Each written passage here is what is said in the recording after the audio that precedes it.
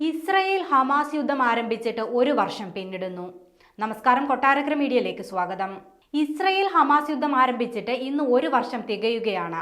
Hamas ഇസ്രായേലിൽ ആരംഭിച്ച അപ്രതീക്ഷിത ആക്രമണത്തെ തുടർന്ന് ആരംഭിച്ച യുദ്ധം ഒരു വർഷം പിന്നിടുമ്പോൾ ഗാസയിൽ മരണസംഖ്യ 42,000-ഓട് അടുക്കുകയാണ്. സമീപകാല സംഭവവികാസങ്ങൾ വിലയിരുത്തുമ്പോൾ ഇറാനും ഇസ്രായേലും പ്രത്യക്ഷ യുദ്ധത്തിലേക്ക് നീങ്ങുമെന്ന ഭീതിയും നിലനിൽക്കുകയാണ്. 2023 ഒക്ടോബർ 7-ാം തീയതി രാവിലെ 7 മണിയോടെയാണ് ഇസ്രയേലിന്റെ സുരക്ഷാവേലികൾ തകർത്തെറിഞ്ഞ ഹമാസിന്റെ അപ്രതീക്ഷിത ആക്രമണം നടക്കുന്നത്. തെക്കൻ ഇസ്രയേലിൽ ഹമാസ് നടത്തിയ റോക്കറ്റ് ആക്രമണങ്ങളിലും സ്ഫോടനങ്ങളിലും 1200-ഓളം പേരാണ് കൊല്ലപ്പെട്ടത്. 251 പേരെ ഹമാസ് ബന്ദികളാക്കി. ഇസ്രയേലി ചാരസംഘടനയായ മൊസാദിനും ഇസ്രയേലി ഡിഫൻസ് ഫോഴ്സിനും മുൻകൂട്ടി കാണാൻ കഴിയാതിരുന്ന ആ ആക്രമണത്തിന് ഓപ്പറേഷൻ അൽ അക്സ ഫ്ലഡ് എന്നാണ് ഹമാസ് പേരിട്ടിരുന്നത്. ആക്രമണത്തിന്റെ നടുക്കത്തിൽ നിന്നും മോചിതരാകും മുൻപേ രാവിലെ 10:47 ഓപ്പറേഷൻ അയൺ സോഡ്സ് എന്ന പേരിൽ ഇസ്രയേലിന്റെ പ്രത്യാക്രമണവും നടന്നു.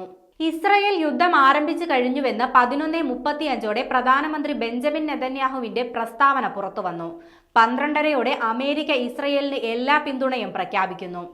അന്ന് ആരംഭിച്ച യുദ്ധം ഒരു വർഷമാകുമ്പോൾ ഹമാസിന് പുറമെ ലെബനനിലെ ഹിസ്ബുല്ലയുമായും യമനിലെ ഹൂതികളുമായും ഇസ്രായേലിന്റെ യുദ്ധം ശക്തിപ്പെട്ടിരിക്കുന്നു.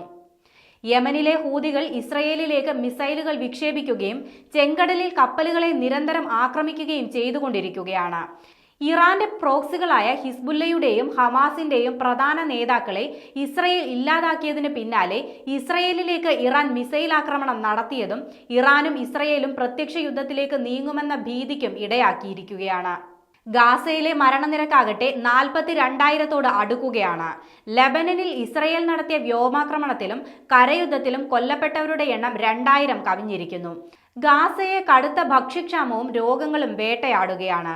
ഇസ്രയേലിൽ നിന്നും ഹമാസ് ബന്ദികളാക്കിയ 251 പേരിൽ 91 പേർ മാത്രമേ ഇപ്പോൾ ശേഷിക്കുന്നുള്ളൂ.